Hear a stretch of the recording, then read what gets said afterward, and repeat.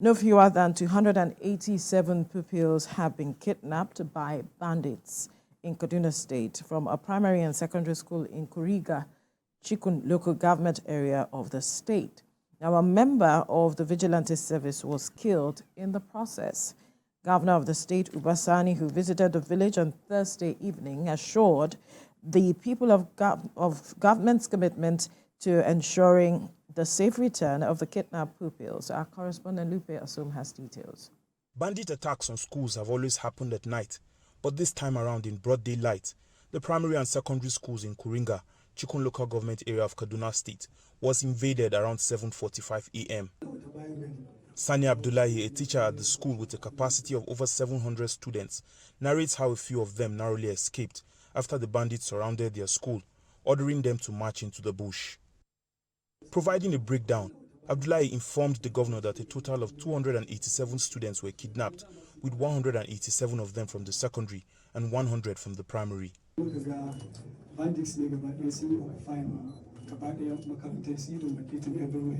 So muka fara tunanin ina zamu sai suka ce mana mu daji makaranta GSS Kuriga mun rasa yara 187 sai kuma su primary school su rasa yara 125 amma 25 sun dawo yanzu da haka eto abinda zamu iya cewa mu ji an tafi da su.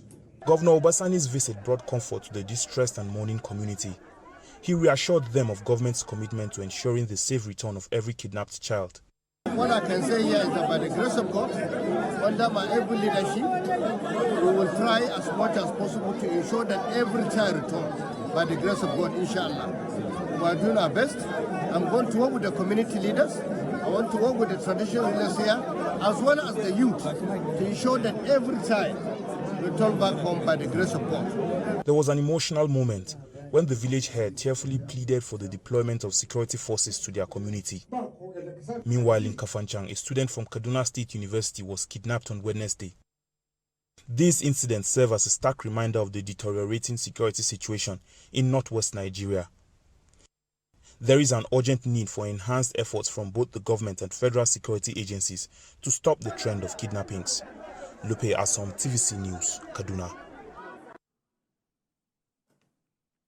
An unfortunate incident there. Over 200 school children kidnapped. It reminds me of the Chibok girls, 2014. This makes it 10 years. And 10 years over 10 years now, yeah, where the girls were kidnapped. And although some were rescued, some have been returned to their families, but there are still those who are still in the kidnappers' den, so to speak. And afterwards, there's been a series of kidnapping of children. I mean, recall that there was a Safe Schools initiative even after the Chibok girls were kidnapped and some monies were donated. What happened? The question has been, what happened to that money and what happened to that project? Because the essence was to stem an incident like this from happening. That was the essence of having that. But here we are, years down the line, we're still having this kind of situation.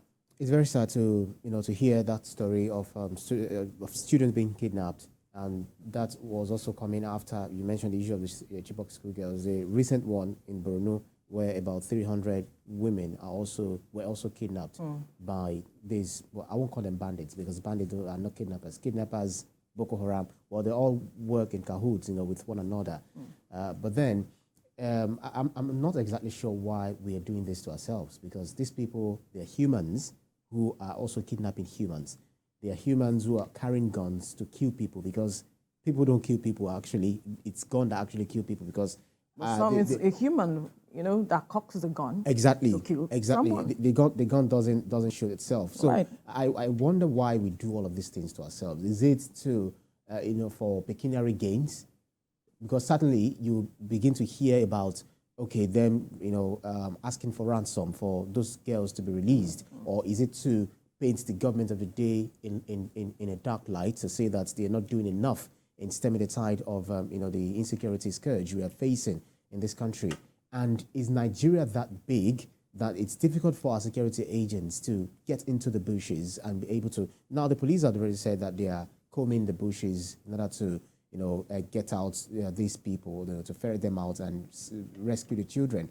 But how soon are they going to do this? Because the Chibok schoolgirls, some of them had been married off. There was a time, was it earlier in the year or sometime, no, during the President Muhammad Buhari administration, the Boko Haram kidnapped 22 women and they married them off. Now, the Chibok schoolgirls, some of them had been able to come back with children. Some of them had been married off. We're still talking about Leah Sharibu, who is said to have married about 2 or 3 commanders, after the one she was married to, got killed. So all of these things, I do not exactly know why we are doing this. Are these people Nigerians? Are they from outside of the country? How did they get into this country? Where did they get this ammunition? So many questions to be answered. So these are young kids who are, working, in getting a better life, better future for themselves. That's why they're going to school. Absolutely. We already have a burden of over 10 million out-of-school children. Yeah. Now, these kinds of issues are what discourage a lot of children and even parents from sending their children to school when they feel that an environment that is supposed to be safe for their children is not safe. They send their children to school hoping that they get them back. I mean, look at that picture of fathers crying, chief crying. You can imagine the emotional torture the parents of these children are going through, all because they send their children to school and got only to hear that their children were kidnapped. What kind of message are we sending across to parents to give them the kind of confidence they need to send their children to school when we already have a burden of over 10 million already? So it's high time we begin to take matters of the security of schools seriously. If we are to go back to dig up whatever document was put together with regards to the Safe Schools Initiative, do we have the requisite number of security personnel that can do this job? Do we have the needed equipment that can ensure the safety of school children? I mean, look at the state of the school itself. Even if there was a fence, how strong was it? How were they able to barge in? Well, there was a time we're talking about early warning systems and all of it, but where are all of those at this point? Where at that time, this same Kaduna State was also where, in fact, the last administration in Kaduna State had to shut down schools at some point to ensure the safety of children because they were looking for measures to ensure to stem the tide. And now we found ourselves here again. Yeah, it is a state that houses, the largest security formation, the NDA. It's unfortunate. All of that. So I'm just, worried about how all of these things, continue to happen in a country that has government, in a state that has also, a governor, the chief security officer of the state. So they just have to get on these things. And the president had recently said that he's going to inaugurate the forest guards, also ensure that state police is put to place. So I think they should expedite all of the actions on all of this so that we'll have all of these measures need legal backing, and we know the processes, the bureaucry involved. But they just must do it in good enough time, because that's the essence of that conversation happened how many weeks ago?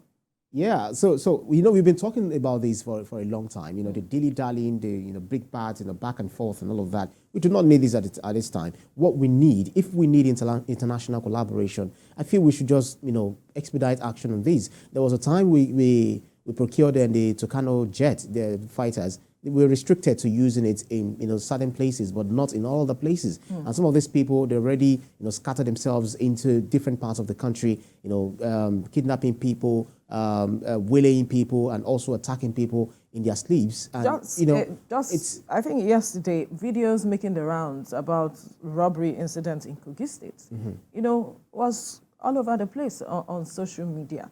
We have to tackle this matter of insecurity. So the government has to do tackle them decisively with ruthless aggression, if that's what they need to do, so that we'll have some sense of sanity and peace in our country. Absolutely, something has to be done and done as swiftly as possible.